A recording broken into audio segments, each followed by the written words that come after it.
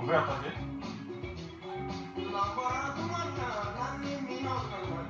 Foli ani tani ame oblakola se radio emergency lamema cɛ ani muso denmisɛn ani maakɔrɔ bɛɛ lajɛlen ma ani minnu bɛ kan an lajɛ Facebook kan nin waati na an bɛ foli kɛ aw bɛɛ lajɛlen dan tɛ foli min na aw sɔgɔlen don radio emergency la FM Lumière 91.5 FM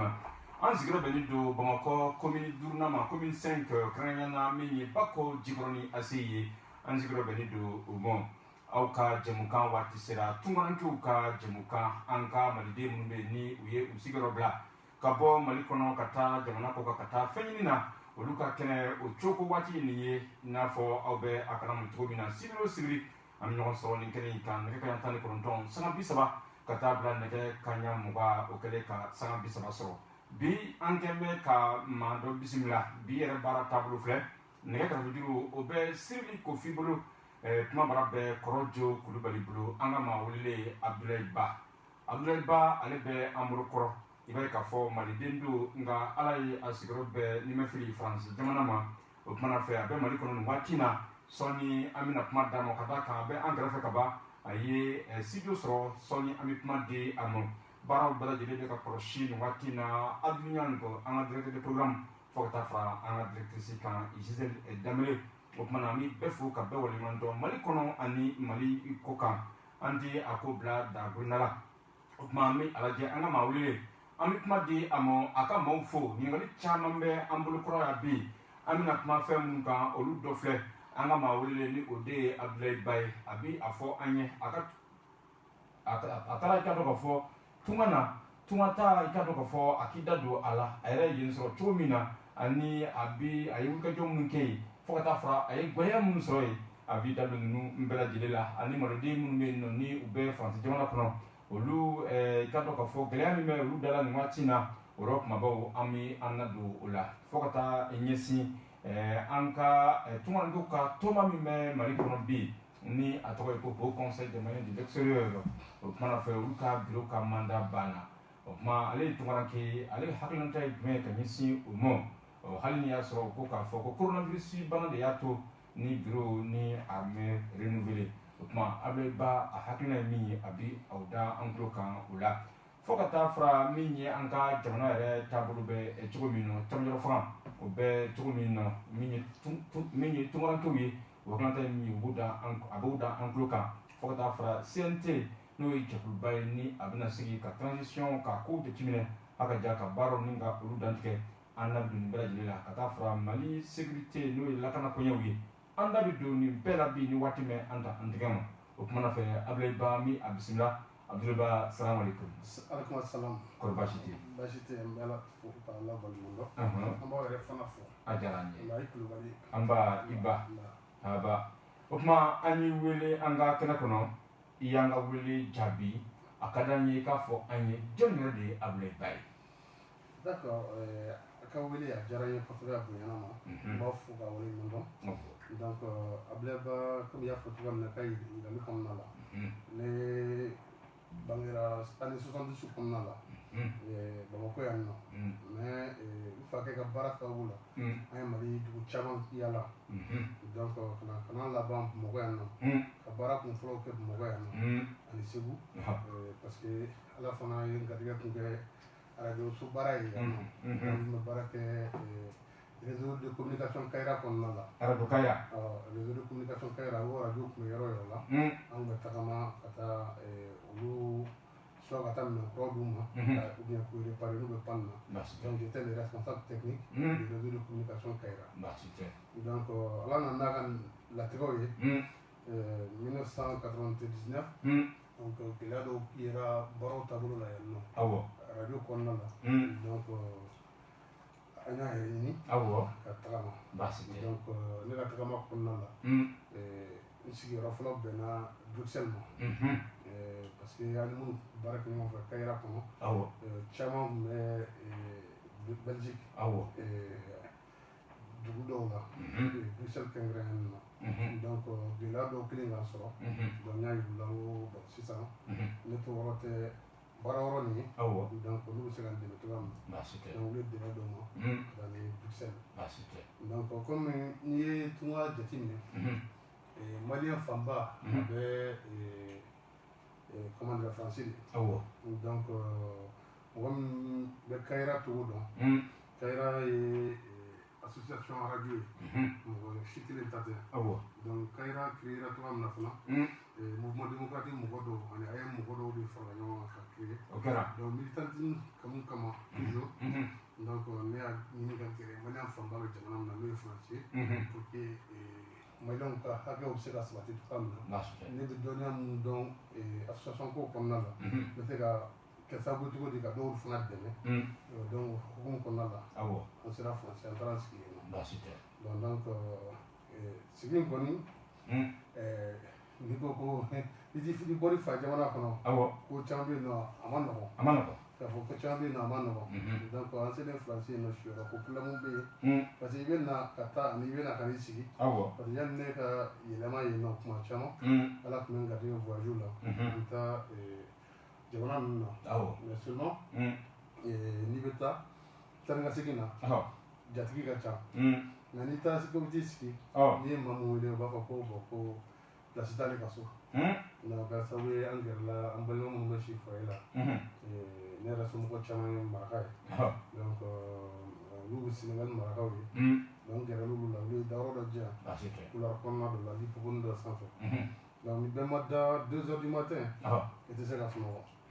donc i bɛ dalen fɛ ɲɛgɛn fɛ dɔw bɛ don ka taa mɔgɔw ɲɛnabɔ ɲɛgɛn kɔnɔ n'o tɛ ji sama donc an yɛrɛ ma b'o bɛɛ kɛ ɲɔgɔn na yen nɔ o kɛra mini o kɛra Paris voilà donc kɔfɛ ala nana n garijɛgɛ baaraw dɔw la donc baaraw ye sow las'an ma donc foyelasigi a ma mɛn ne bolo kosɛbɛ parce que n ma tɛmɛ kalo kelen damadɔni kan donc ni jɛɲɔgɔn dɔw jɛra ka so dɔw ta kɔfɛ baara wɛrɛw fana so jɛra donc o kɛra o fɛn ye donc papier ko fana ma gɛlɛya kosɛbɛ ko fo ka taa se gɛlɛya fɔlɔ dɔ ma parce que hakili la n ye san 1 ani dɔɔni de kɛ papier ntanya la France dugukolo sanfɛ donc o bɛɛ ye ala ni bangebaa dugawu ani diɲɛ mɔgɔ ɲɛmaw sababu ye donc hukumu kɔnɔna la n ye militantisme ko kelen min fana f'i ye o jɔyɔrɔba b'a la parce que o y'a sɔrɔ collectif dɔ bɛ yen nɔ sans papier dɔ bɛ yen nɔ donc an donna o collectif kɔnɔna la donc an seko yira olu la donc olu dɛmɛ u ka baara caman na donc olu fana y'an dɛmɛ sɛbɛnko ta fanfɛlaw la donc an fana bɛ mɔgɔ wɛrɛw fana dɛmɛ an ye mɔgɔ min dɛmɛ dan t'a ban France dugukolo la ka se ka sɛbɛn sɔrɔ yen donc o ye ala sago i sago sagotigi ye ala ye Ablaye Ba i bɔra jamana kɔnɔ san 1999 1999 Lemefili tuma an bɛ se k'a dɔn i ye san hakɛ min kɛ Belgique jamana kɔnɔ an bɛ se k'o dɔn Belgique ma tɛmɛ kalo 10 ɲɔgɔnna kan kalo 10 i taar'i yɛrɛ sɔrɔ France mais celle de kɛrɛnkɛrɛnnen na Porte de Paris o foyer dɔ tun bɛ yen nɔ foyer in cira sisan o tilala k'a jɔ tuguni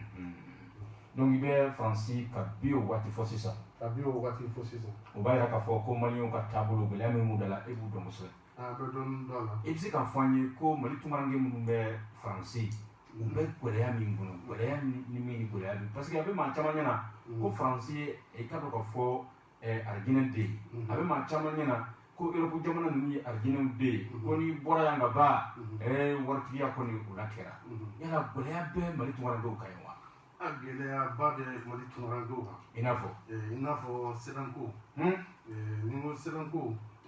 tuma dɔw la yɛrɛ Mali yɛrɛ ka sɛbɛn sɔrɔli kɛ papier administratif sɔrɔli ka gɛlɛn ni français yɔrɔ ta ye i n'a fɔ kɔsa in na tuma dɔ la aw bɔra kalama waati dɔ la yɛrɛ collectif dɔ tun b'an bolo yen nɔ collectif 2 tun b'an bolo yen nɔ collectif citoyen Mali ne ko ɲɛmɔgɔ dɔ ye collectif wɛrɛ tun bɛ yen nɔ collectif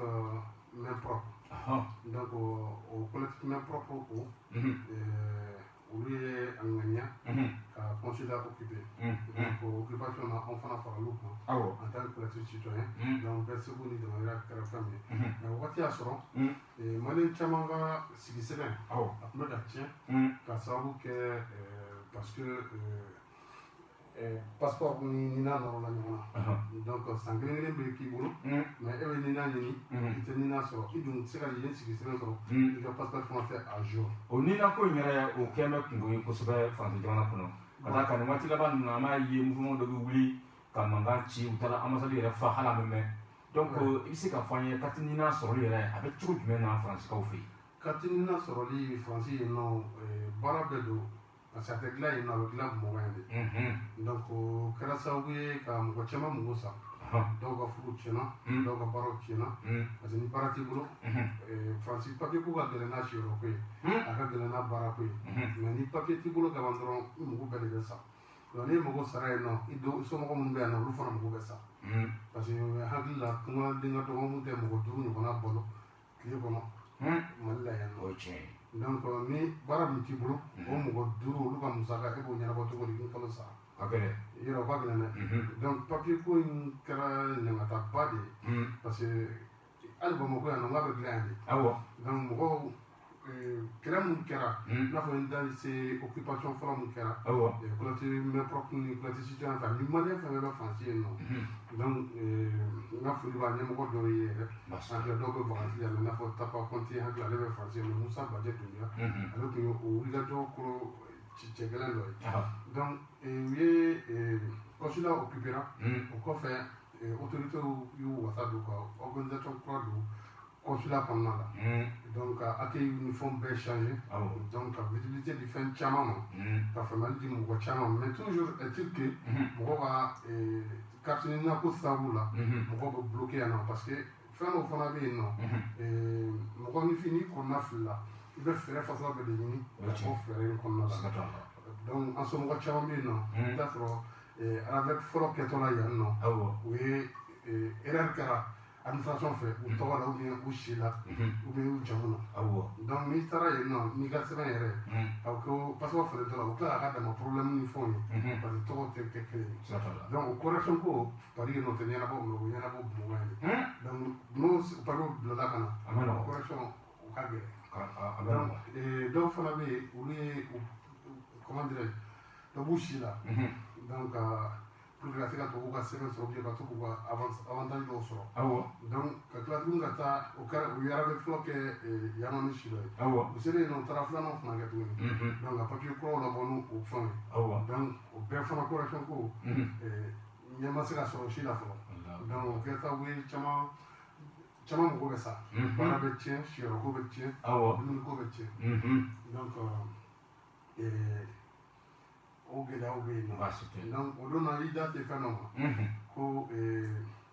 u tun taara kɛ ka consulat fɔ tuguni mais consul tilala kojugu ale tilala ka sɛbɛnni kɛ k'a fɔ ko bon panne informatique de kɛra donc u ka machine plantera donc comme rendez-vous caman bɛ ta de sisan en ligne donc machine plantelen u ye rendez-vous di jama ma mɔgɔ caman ba ma heure 1 na don 1 na donc o mɔgɔ bɛɛ de taara ɲɔgɔn sɔrɔ yen ɲɔgɔn sɔrɔ yen nɔ donc o de an y'o de jaw ye mɔgɔw funteni na parce que yen nɔ n'i ma ye k'i bɛ fɛn fɛn kɛ f'i ka tile 1 de bila baara la ka taa an ka fɛn na an ka consulat la donc a dun ma nɔgɔn consulat 1 dɔrɔn de bɛ Paris belebeleba ye maliyɛn ka ca ni maliyɛn 5,000 ye consulat 1 de bɛ yen consulat 1 de bɛ fɛn ninnu bɛɛ bɛ baara ninnu bɛɛ bɛ kɛ yɔrɔ 1 de la donc tile 1 kuma dɔ la yɛrɛ o t'i kungo ɲɛnabɔ yen nɔ bon ni tun taara tubabu fɛ yen nɔ tile 1 kuma dɔ la i kungo bɛ ɲɛnabɔ bon k'o fara an yɛrɛ fana ka faamuyali baliya la parce que kuma dɔ la n'an bɛ aran na tubabu ka yɔrɔ la an discipliné don kolonnen don mais n'an b'an yɛrɛ ka yɔrɔ la an bɛ yɛrɛ sagokɛ fana kɛ donc o bɛɛ fana ko dɔ bɛ ɲa la dɔ bɛ ɲa cɛlakaw la siga t'a la ala sago sago sabu tigɛra ye o tuma nɛgɛ tigɛyɔrɔ kɔni ye fanda ye i bɛ Bamakɔ yan bi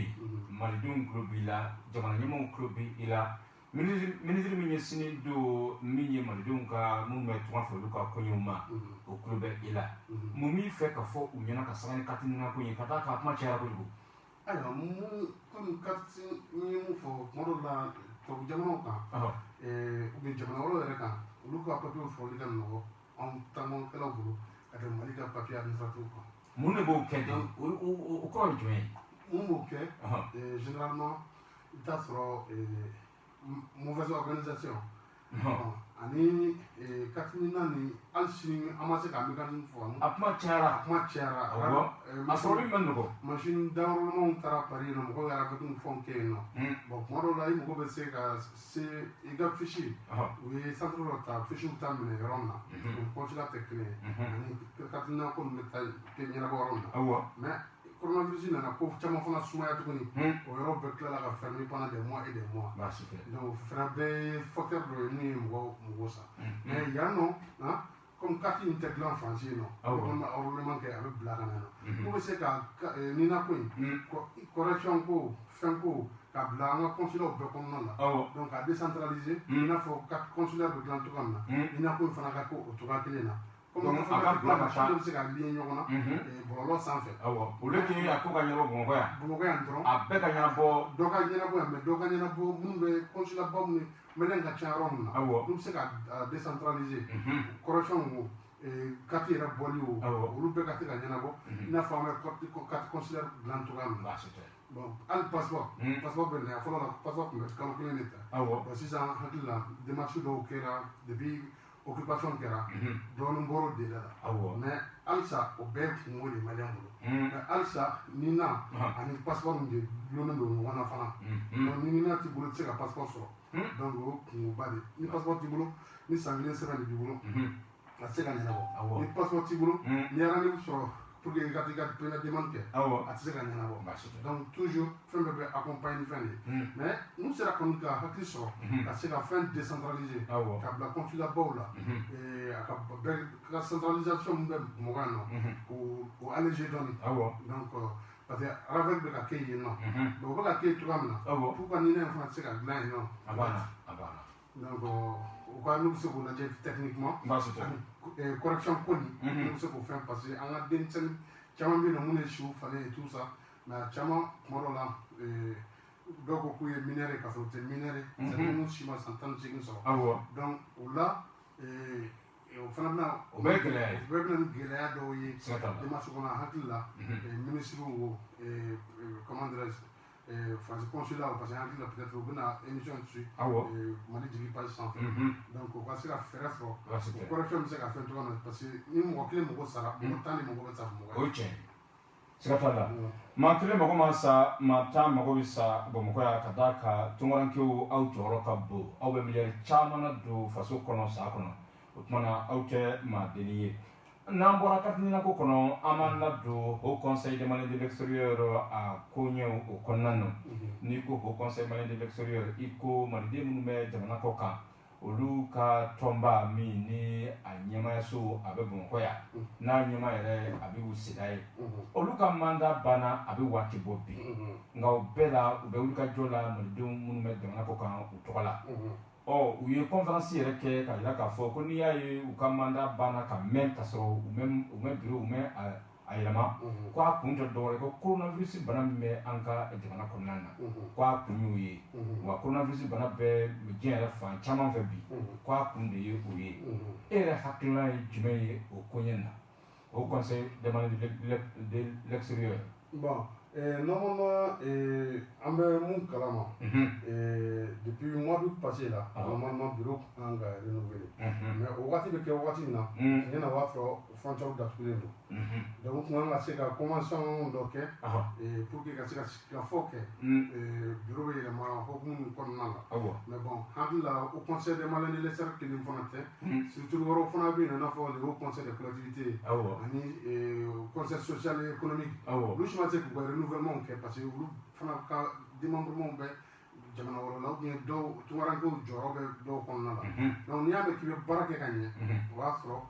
frontière dayɛlɛlen mɔgɔw bɛ se ka tagama ka don ɲɔgɔn na ka se ka sigi ka fɔ ɲɔgɔn kan yɔrɔ kelen na donc coronavirus ko in yɔrɔ b'a la mais seulement fɛn bɛɛ ye hakili ye donc ni mɔgɔ tɛ se ka tagama ka gɛrɛ ɲɔgɔn na ka fara ɲɔgɔn kan awɔ an y'a ye réunion baw bɛ kɛ bɔlɔlɔ sanfɛ ko réunion zoom awɔ donc o bɛ se ka kɛ en toute transparence aussi ka se ka ko caman nɔgɔya avec la bonne volonté fɛn caman bɛ yen nɔ o bɛ se ka ɲɛnabɔ donc n bɛ se k'o fɔ o yɔrɔ baasi tɛ o la aw ba an bɛ segin ka na ba maliba kɔnɔna na yan tunkarankew aw jɔyɔrɔ ka bon CNT ni o ye kuluba ye maa 121 o de bɛ na don a kɔnɔna na walasa cɛmancɛ fanga min ni a bɛ an kunna Ibrahima Bubakari Keyita ale ka fanga o tiɲɛnen kɔ Asimu Goyita o kɛra jamana ɲɛmaa danga ye ka bandaw kɛ k'a dɔn k'a fɔ cɛmancɛ fanga jamana ɲɛmaa ye o kumana fɛ CNT wulikajɔw kɛra Abibu Sira fɛ n'o de ye Haut Conseil islamique Haut Conseil de l'extérieur ɲɛmaa ye ani CSDM ɲɛmaa n'o ye Mamadu Seku Hayidara ye u bɛ wulikajɔ la walasa aw tunkarankew bɛ se ka jɔyɔrɔ sɔrɔ CNT o kɔnɔna na nka ma bɛ se k'a fɔ ko a kow ma se ka latigɛ fɔlɔ yala CNT kɔnɔna na ni jɔyɔrɔ dira aw ma a bɛ fisaya aw ma wa. Bon, ni hakilila yanni an ka se CNT yɛrɛ ma la constitution du 25 février 1992 o tun y'a ŋaniya ko jamana ka wasabulon kɔnɔna la ko jɔyɔrɔ kan ka di tunkaradenw ma donc depuis 92 fo bi constitution kelen bɛ sen na o mais jɔyɔrɔ ma di anw ma nka o ma kɛ fɔlɔ donc ni laɲini nana kɛ nin ye mais seulement an bɛ mun fana fɔ yanni an ka se o anw jɔyɔrɔ tunkaradenw jɔyɔrɔ ma CNT kɔnɔna la donc CNT yɛrɛ u ye décret mun fɛn pour moi o décret o quota ni fɛn ninnu c'est-à-dire ni normalité ka jan ɲɔgɔn na dɔɔni cogo di parce que Mali kɔnɔ an ka taa parti politique ta ye parti joli bɛ Mali kɔnɔ a ka ca kosɛbɛ a ka ca dɛ donc n'a nana fɔ ko parti politique ta mɔgɔ 8 bɛ mɔgɔ joli donc sɔrɔdasiw de ta ka ca la ni fɛn bɛɛ maa 22 donc a tɔ sɔrɔ ka tila composition tɔ ni ɲɔgɔn cɛ Mali bɛ association de bɛ Mali kɔnɔ bi Badara ko tɛ dɛ donc maintenant sisan o fɛn nin a bɛna na ni futinɛba ye jamana kɔnɔ parce que association caman bɛ yen mɔgɔ caman bɛ wuli ka jɔ kɛ donc ne yɛrɛ bolo a tilacogo ma ɲɛ quota kɛcogo ma ɲɛ et puis parce que u ye mɔgɔ caman ka diɲɛnatigɛ comment dire baaraw mɔgɔ caman baara wuli ka jɔ caman kɛ Mali kungo la donc u ye décret min fɔ a b'olu ka baara bɛɛ don mɔgɔ la parce que o mɔgɔw i bɛ taa sɔrɔ olu dɔw tɛ parti politique la u ko ko association faîtière o ye association min bɛ association caman fara ɲɔgɔn kan donc f'i ka ko o kɔnɔna la ou bien i ka association ka ko kɔnɔna la donc bɛɛ dun to o jɛkulu kɔnɔna la donc o kɔrɔ k'a fɔ jamana ka o fɛn nin baarayɔrɔ attendez en otage par les associations fêtières ani jamakulu dɔw fɛ donc bɛɛ bɛ maliden Mali y'an bɛɛ de cɛ an bɛɛ de fa cɛn de donc n'i ye nana tunkaradenw ka côté la sisan Haut Conseil ani CSDM olu dɔrɔn fana tɛ association fêtière ye fana fɛn na quoi dɔwɛrɛw fana bɛ yen nɔ tunkarankew la i n'a fɔ Cogé Max je sais pas quoi a caman bɛ yen CSDM ka dissidents ye olu fana ye fɛn dɔ kɛ jɛkulu wɛrɛw fana bɛ yen nɔ minnu fana kɛlen don ka association caman fana fara ɲɔgɔn kan i n'a fɔ Kayikaw ka tɔnba dɔ bɛ yen ko CADECAF la coordination des associations de développement de la région de Caille donc est composé de beaucoup de fédérations donc ni mɔgɔ bɛ olu la minnu ka baara bɛnnen don jamana défense tali ma jamana kɔkan o jamana kɔnɔ ni moyen min b'u bolo i yɛrɛ ko k'i to k'an ka page suivre ko kuma di mɔgɔ caman ma olu caman tɛ Haut Conseil kɔnɔ olu caman tɛ fɛn kɔnɔ CSM kɔnɔ donc olu caman tɛ organisation fêtière ninnu kɔnɔ mais pourtant hakilina ɲɛmɔgɔw bɛ se ka y'u la ka se ka jamana redresser donc n'i ko ko an b'a dɔn fana jɛkulu ninnu caman u bɛ fonctionner cogoya min na u bɛ fonctionner ni kilanko de donc o kɔrɔ k'a fɔ ko CNT yɛrɛ voilà, attendez nous en otage déjà, k'a sɔrɔ a ma sigi sen na i n'a fɔ transition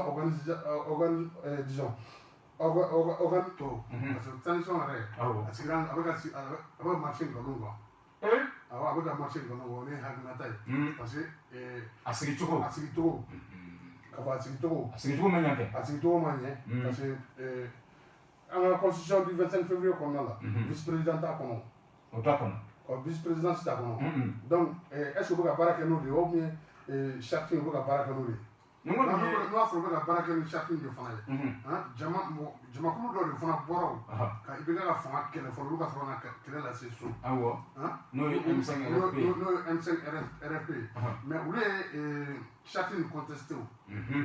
ka olu ye charte in hali olu yɛrɛ caman bannen don k'a fɔ u tɛna don CNT na parce que ko mun don a bɛ ka taa nkalon kan a bɛ ka taa namara kan donc ni a bɛ ka taa nin sira in kan e yɛrɛ bolo yala transition in a bɛna kɛ transition ɲuman ye wa nin cogo in na fo ne dɔnsen falen an ka baara kɛ ni tiɲɛ jamana kana ta otage la mɔgɔ dama dɔ bolo i n'a fɔ depuis quelques années an bɛ ka mun assister i bɛ ka tilela mun kama parce que mɔgɔ dama dɔ de tun ka jamana ta en otage donc o kelen de fana walew bɛ ka kɛ halisa o donc o b'a yira k'a fɔ ko yɛlɛma min ni malidenw mago bɛ a la mali kurako min bɛ yen ni maliden mago bɛ a la o mali kurako hali bi an tɛ ka don o kɔnɔ wa non an tɛ ka don o kɔnɔ na n'o yɔrɔ ka jan fɔlɔ parce que nkalon tɛ se ka en fait ko in kɛra cogoya min na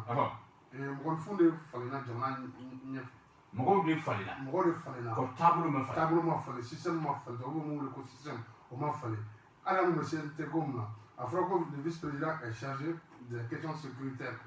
mais ale de kan ka san ka CNT mɔgɔw sugandi o tɛ nkalon dɔ ye yan ka o tɛ nkalon dɔ ye yan mali dun y'an bɛɛ de ta ye o marifa kɔni b'olu bolo bi marifa tɛ anw tɔw bolo mais a mana kɛ cogoya cogo la taagalen ɲɛfɛ ba degun n'o ye a bɛ kini kɛ o ala ka jamana kisi ɲangata wɛrɛ yarabi halisa an tɛ se ka kuma fana fɔ ka kun cɛ n'an ma tasi bila kɛ ka taa mɔgɔ 23 minnu sara jiko ka misiri da la parce que sisan mɔgɔ bɛɛ ɲinalen n'olu kɔ olu somɔgɔw ka tɔɲɔ an hakili la tɔgɔ tɛ ka fɔ tɔgɔ bilalen don donc ne yɛrɛ fana mun filɛ kuma la ne banana 1991 jama dɔ de jɛra k'anw défense ta Musa Tarawele ka bili la na donc jama dɔ de jɛra k'anw défense ta donc ne tɛ se ka o ɲɔgɔnna dɔ ye ko n t'a kuma fɔ quoi ni ye kuma da sɔrɔ yɔrɔ yɔrɔ o la radio émergence don aw ka radio 91 tɔmi murumuru 5 fiɲɛ suru minnu yɛrɛ bɛ k'an lajɛ mali page kan a ka ja mali jigi page kan an bɛ foli di aw bɛɛ lajɛlen ma an b'a lajɛ an bɛna yusa di maaw ma maa minnu bɛ yen n'u bɛ k'an lamɛn u bɛ se ka weleli kɛ k'u da don baro la 20 28 43 55 n'o de ye 28 43 55 u bɛ se ka weleli kɛ ɲininkali minnu b'u fɛ ka kɛ an ka mawuleli la Abulaye Ba u bɛ se k'o kɛ walasa k'o jaabi walima ni contribution min bɛ u bolo u bɛ se ka weleli kɛ ni ka u da an tulo kan a bɛɛ kun ye maliko in de ye a bɛɛ kun de ye k'a dɔn k'a fɔ mali bɛ se ka bɔ gɛlɛya kɔnɔ cogo min na o tumana 20 28 43 55 an ye o labila aw bɛɛ lajɛlen an minnu bɛ k'an lamɛn nin waati na mali kɔnɔ mali kɔ kan nɛgɛjurusira bɛ aw bɛɛ bolo wa an bɛ direct la 20 28 43 55 o ye an ka nɛgɛjurusira ye a ye weleli kɛ o la a ka hakilinata di baro la bonya ni karama o kɔnɔna na an ka maa wele o ye Abulaye Ba ye a sigiyɔrɔ bɛnnen don Faransi jamana ma nka an bɛ don min ko bi a bɛ ba Maliba kɔnɔ n'an bɛ waati kɛ yan ni ma fili walima an t'a dɔn min ye a nalen ye Abulaye Ba nin nalen badabada wa walima i bɛ segin tuguni. non n bɛ segin tuguni voilà an bɛ ka segin ni Bugali définitivement mais sinon nin ye kalo 7 ani tile 20 ɲɔgɔnna ye yan nɔ. kalo 7 ni tile 20. tile 20 ne nana yan nɔ i y'o kɛ o ka di ye walima. non o ka di n ye confinement donn'a kɔnɔ donc bon comme i taara tunga la ni ma nafolo sɔrɔ i bɛ dɔnniya sɔrɔ kɔni o cɛ donc tunga senfɛ an ye formation caman kɛ donc a caman bɛ yen nɔ a bɛ se ka marché yan nɔ comme bɔra k'a f'i ye babu kɔnɔna la cogoya min na ne ka baara fɔlɔ Mali la o kɛra radio baara ye o kɛra donc o sababu kɔnɔna la kunnafoni bɛ di cogoya min na an y'o formation kɛ yen nɔ donc bɔlɔlɔ baara fana bɛ kɛ cogoya min na an y'o formation kɛ yen nɔ donc yen nɔ fana tungako fana la yanni k'i taabolo fana sɔrɔ i bɛ baara caman kɛ donc o y'an bila bâtiment ni travaux publics baaraw fana la donc bɛɛ dun bɛ marché bɛɛ ye taabolo dɔ ye mun bɛ marché Mali kɔnɔ yan nɔ donc an bɛ ka kow jateminɛ donc ka se ka sigiso jateminɛ kɛ dɔɔni dɔɔni ka sɔrɔ a ma kɛ ni politique sira ye ka sɔrɔ a ma kɛ ni mɔgɔ ka nomination sira ye ka se ka na an ye dɔnniya mun kalan in fɛ ka na se ka na o kalan mɔgɔ wɛrɛw kun yan nɔ donc o de kan an ye kalo 8 ɲɔgɔnna kɛ halisa donc i bɛ segin waati jumɛn sigini ma bolo da fɔlɔ awɔ mais an bɛ yan nɔ fɔlɔ yanni waati cɛ baasi tɛ taali bɛ ɲugun sɛgɛnbaliya o de ka jugu i ka dɔn k'a fɔ n'i bɔra i faso kɔnɔ ka taa jamana kɔ kan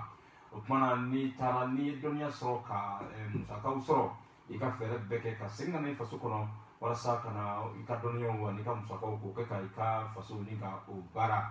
aw ba de bɛ amurikɔrɔ tunkarankew ka jɛmukan kɔnɔ arajo emergency sanfɛ ani ka dɔn k'a fɔ mali jigi page o sanfɛ an bɛ foli kɛ aw bɛɛ nɛgɛjurusira u bɛ aw ka bila la minnu bɛ kan lamɛn nin waati na 20 28 43 55 o ye an ka nɛgɛjurusira ye 20 28 43 55 aw b'a ye kuma minnu fɔ ni ɲininkali bɛ aw bolo ka kɛ a la bonya ni karamɔgɔ kɔnɔ o kumana kuma bɛ aw bolo walima ni dɔw bɛ aw bolo ka fara nin fɔtaw kan nɛgɛjurusira ye 20 28 43 55 Ableba e nale kalo 8 kalo 7 Mali lakana koɲɛ e yɛrɛ hakilinata ye jumɛn ye a taabolo la Mali bɛ lakana dɛ lakanabaliya bɛ jamana a kilebi fɛ a b'a kɔrɔ fɛ a b'a cɛmancɛ fɛ e yɛrɛ ye Mali lakana koɲɛ ye cogo jumɛn na a fɔra ye jumɛn ye ayiwa comme jateminɛkɛla caman ko ka tɛmɛ ko Mali bɛ janfa kɔlɔlɔ kɔnɔna na a bɛ janfa kɔlɔlɔjugu kɔnɔna la donc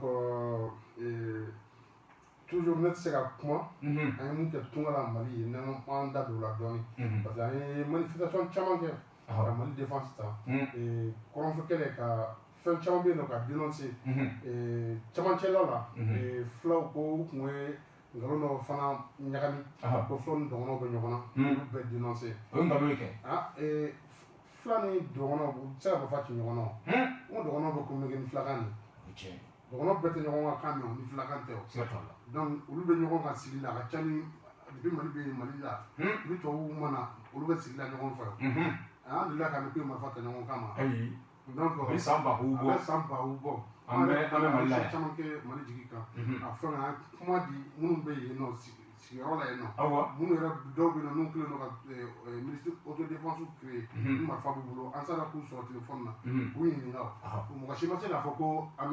fagali min kɛra yen fɛ ko dɔgɔnɔw de don fagali min kɛra yen fɛ fulaw de don donc dɔw yɛrɛ ka jateminɛ na ko mercenaires de tun bɛ bɔ kɔfɛ ka na mais an fɔlɔma n y'a fɔ fana Mali sécurité jamana o jamana n'i y'i ka sécurité n'i y'a sous-traité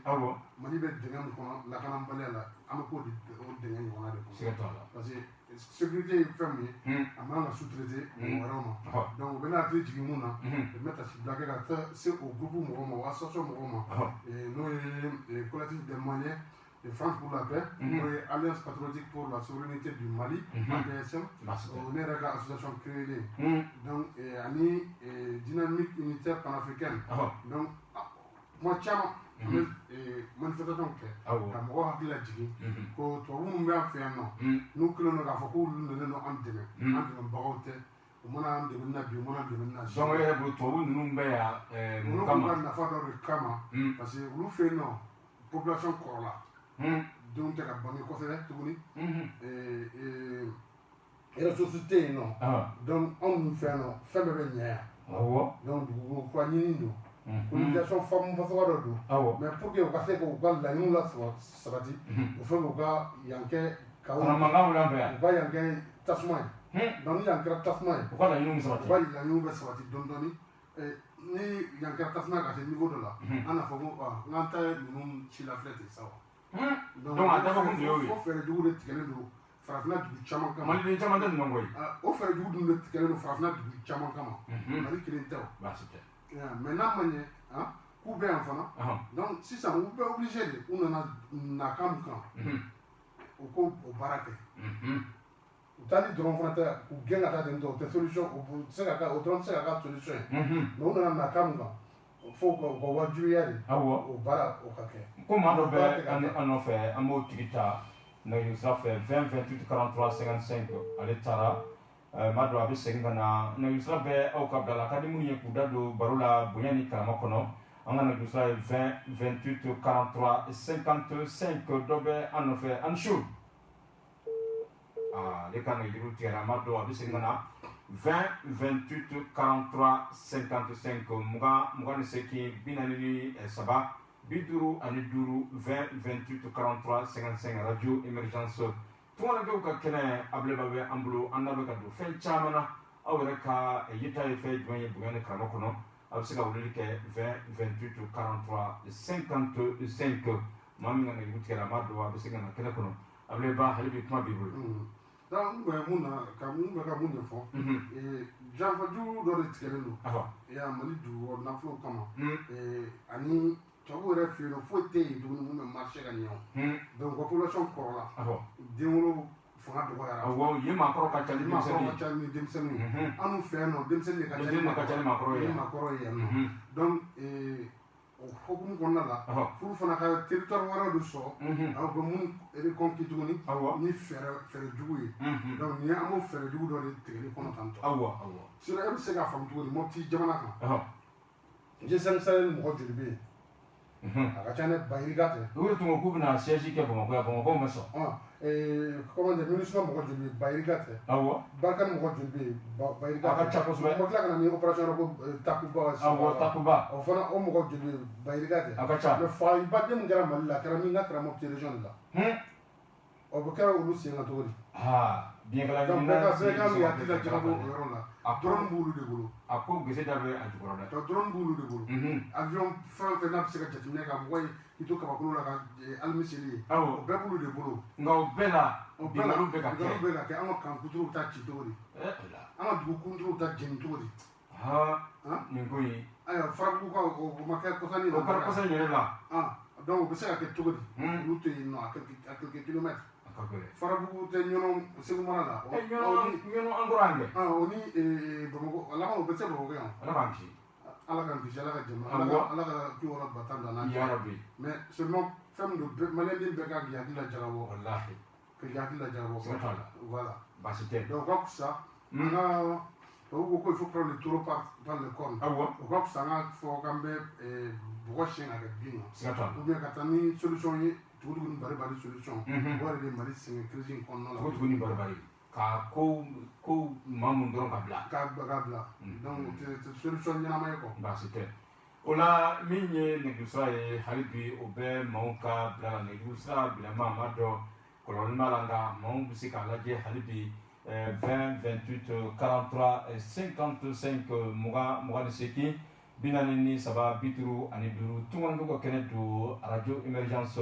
angama wele France kaddo maldendo askero bendo France jamana ma Abdoulaye Ba e ka fo alebe anka kuma ke sokono bishina ka kuma awye tungananke ko ni dola u ka yita minyi jamana yara tabulu la ani mali tungananke mu me ni be jamana ko ka gala mi me udara ayida do bala jidela o pana fe ne yusabe au ka bala halibi 20 28 43 55 muga ni seki binani ni saba bidu ani duru oye angana yu Israel sanne yu sura kana ami alaje ko dobe anofe ami o tikita anshu korbashi tiga toros tula kamule ka bomini madu ka bomini shikoroni madu kuma bibulu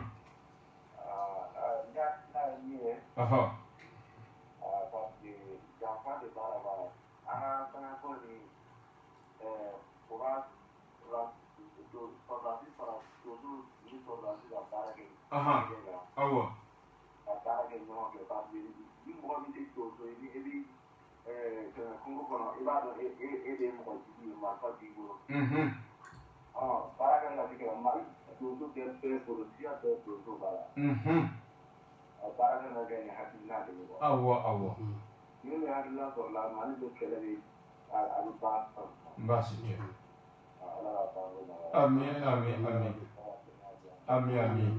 ami fo ami shikoro ngaw bela jele fo itola radio emergency tunganke ka 20 28 43 55 mawle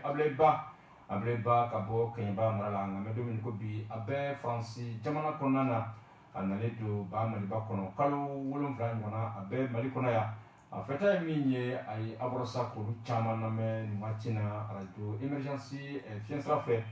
dobe anofe amoti bismillah anshu wa alaikum salam wa rahmatullahi wa barakatuh to kon jamu ka bomini bala maga suba ka bo kati Bala kuma bi bolo. Don mo radio mangana. Awo. Politique mɔgɔw d'an jigi dingɛ kɔnɔ. Cogo di? Parce que o tɛ tiɲɛ fɔ population ye. Parce que olu b'u ta jamana wɛrɛw ka intérêt de fɛ olu dun mago tɛ Afrique ka intérêt la. E ka o ko tiɲɛni kɛla Mali kɔnɔ sisan.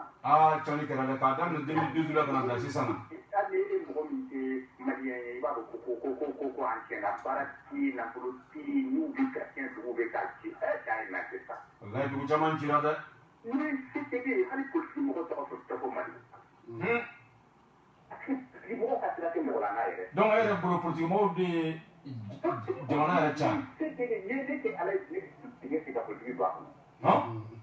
A bɛɛ san bɛɛ to wa dɛ. Mais diɲɛ dun taara ye o politique kelen ye bi a bɛ kɛ cogo di? Olu bɛ taa tiɲɛ kan olu ka jamana kan tɛ taa tiɲɛ kan est-ce que olu ta bɛ ɲɛ farafinna tɛ se ka ɲɛ o parce que an bɛ tubabuw de nɔfɛ an tɛ tiɲɛ fɛ. Tubabuw bɛ tiɲɛ de fɛ. Olu b'u ta kɛ k'a ɲɛ an ta tɛ kɛ k'a ɲɛ est-ce que i b'a mɛn ko nin ɲɔgɔnna kɛɲɛ tɔw jamanaw la. A ka gɛlɛn dɛ. E ka faransi ni mɔgɔ kelen kuntigi de kelen sigi la mais an ka dugu bɛ ci ka dugu kelen kɛ non c'est pas la peine non. Vraiment.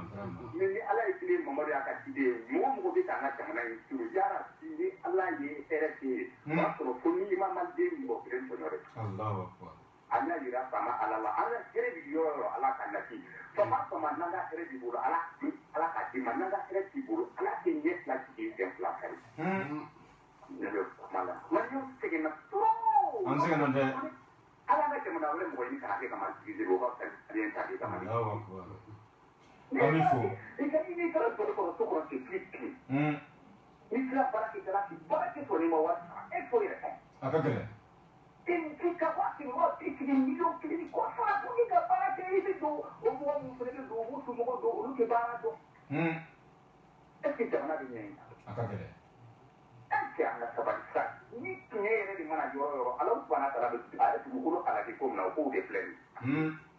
Sinon ni dirigeant ɲɛnama bila an kunna f'u ka politique mɔgɔ ninnu bolo wala an bɛ tilen ka ɲɛ dɛ. Baasi tɛ an y'i ka kumaw lamɛn. Mɔgɔ tɛ ka s'i bolo dulon mɔgɔ wɛrɛ la o k'u k'an dɛmɛ an bɛ se k'an yɛrɛ ta dugukolo bɛ yan fɛn bɛ yan. D'accord an y'a faamuya.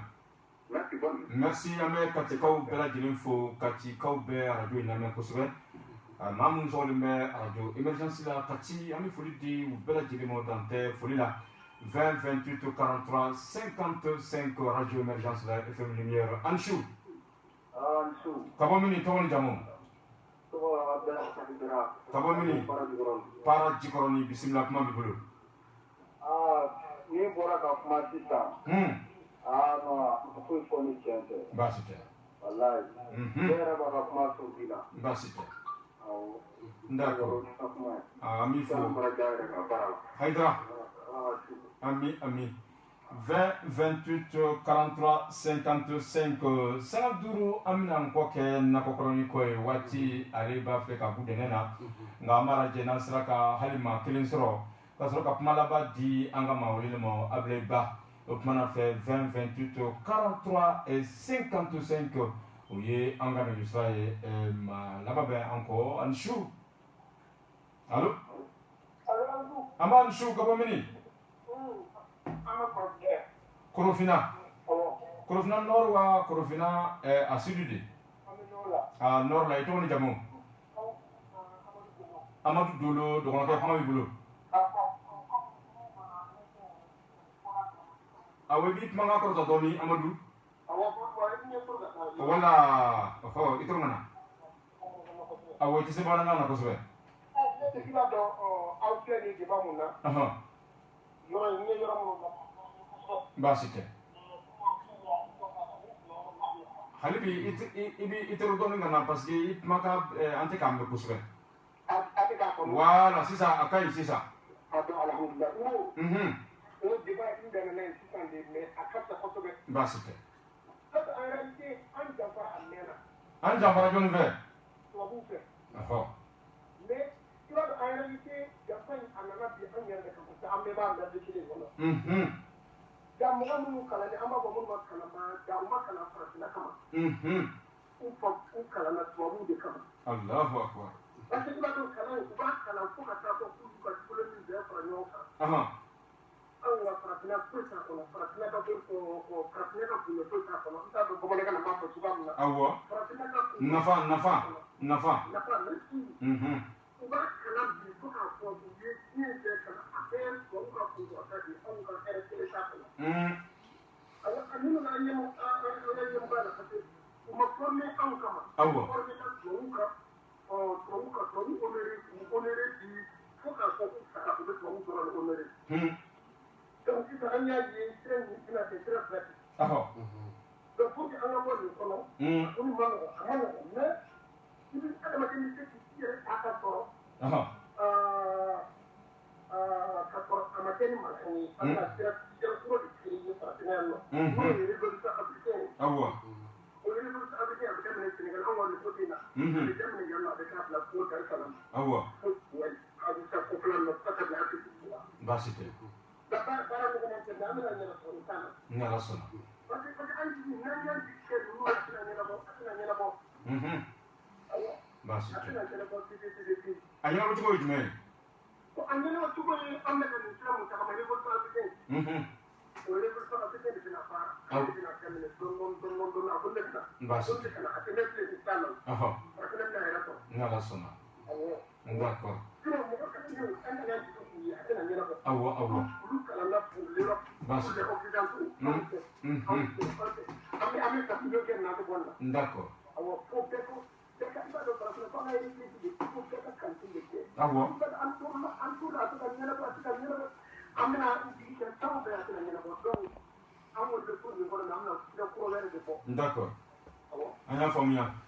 an b'i fo k'i waleɲuman dɔn walekum salam ala ka mali suma yarabi ala ka mali suma abdeliba bamananw ko ten k'a fɔ n'i ye ngolo ye kolongolo la a kun bɛ ngolobugu kan bamananw ko k'a fɔ ko i ka dɔn k'a fɔ ko duman a jate dɔn fɔ ni a banna waati min na waati min sɔnna ka di an ma o waati banna ni ala sɔnna a ti danni ma sani k'i segi faransi jamana kɔnɔ an na to k'i wele ka na i kana baro kɛ ni malidenw ye an bɛ se k'a dɔn bi ka kɔrɔfɔ laban ye jumɛn ye i k'o da an tulo kan. bon ne ka kɔrɔfɔ laban ye mun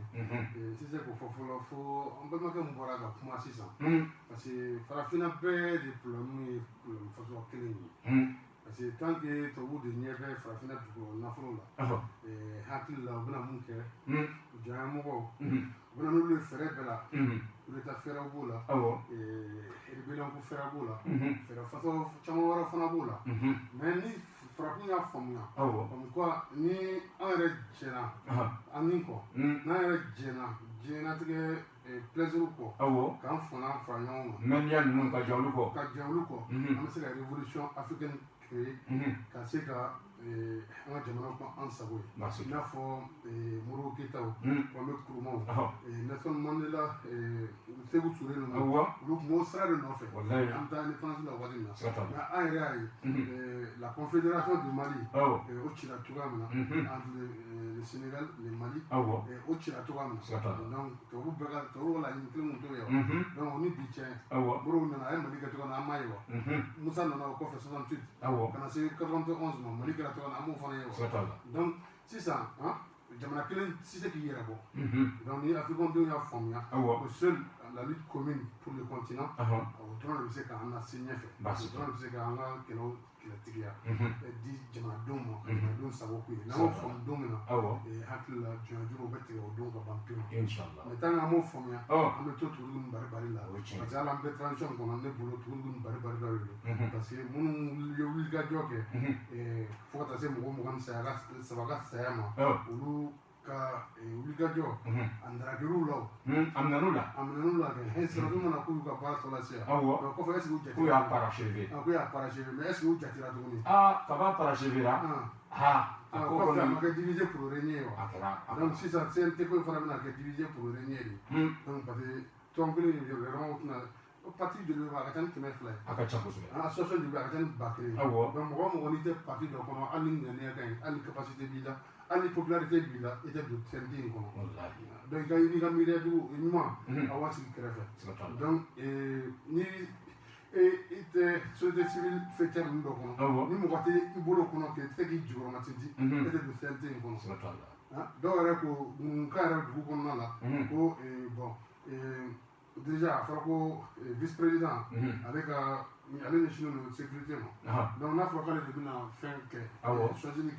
donc 6 ans, au cours qu'avant peut-être, pour d'ici de l'année au boulot, avant, donc d'ici là,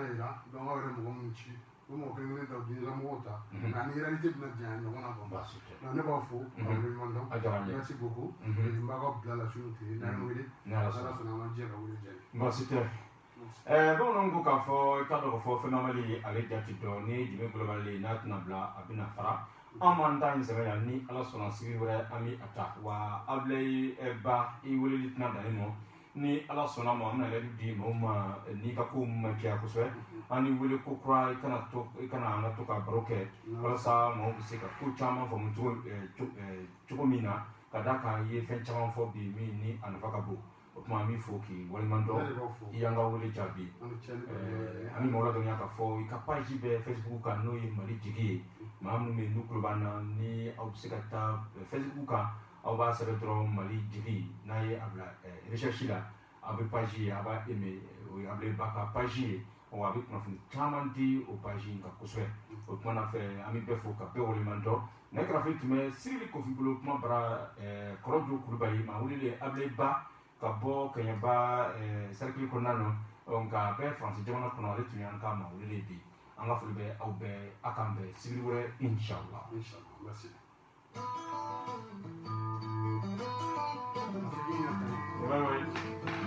abati bana